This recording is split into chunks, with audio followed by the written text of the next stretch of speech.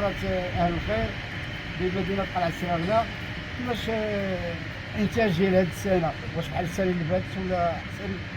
لا، بالنسبه لهاد السنه كاين واحد نسبه الانتاج مزيانه الحمد لله. ماشي بحال العام اللي فايت. هاد العام دابا كاينه روندما ديال 18 17، اما العام اللي فايت كاينه حتى 12 11. يعني هاد العام الحمد لله مزيان شويه. بالنسبة للقنطار كيدير 18 18 17 شهر. ومازال دابا في الاخر ديال شهر 10. بالنسبه ل 11 راه مازال غيزيد شويه ان شاء الله. وبالنسبة للثمن، بالنسبة للجودة، الثمن راه كاين ما بين 13 درهم حتى ل 15 درهم على حسب الروندما ديال الزيت.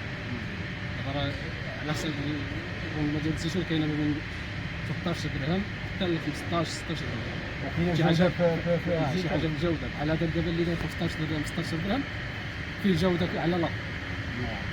كيعطي الانتاج ديالو مزيان. كيعطي الانتاج مزيان. بحال هذا اللي قلت ديال 16 درهم 15 درهم راه يقدر يطلع لك حتى ل 20. اما بالنسبه ل 13 درهم ولا شي حاجه راه هذا العام راه غيهبط 13 14 على السنة أحسن من السنة اللي فاتت. الروندما. بطبيعه الحال هاد السنه احسن من السنه اللي فاتت. وكاين الإقبال بالنسبة للمواطنين؟ كاين الحمد لله. كاين الإقبال كاين الحمد لله. على جميع المسائل كاين اقبال الحمد لله. الجهة ولا مسائل الوطنية. دابا بالنسبه للمعصره عندكم، الزيتون ملي كيجيبوا المواطن ولا اي شخص او البائع ولا هذا، يعني الزيتون اللي كيتعصر ما كيتخلط ما والو، كوا كينزل من المعصره تينزل ما كيتخلط ما والو. كيما جابوا هو هذا كتشوف حتى تجي بعينك. الدخول يطلع من هنا ويطلع ويشوف بعينك ويشوف كلشي بعينك. كيف ما جبتيه كتسخن كتدي الزيت ديالك ما كيتخلط ما والو. كدي طبيعي.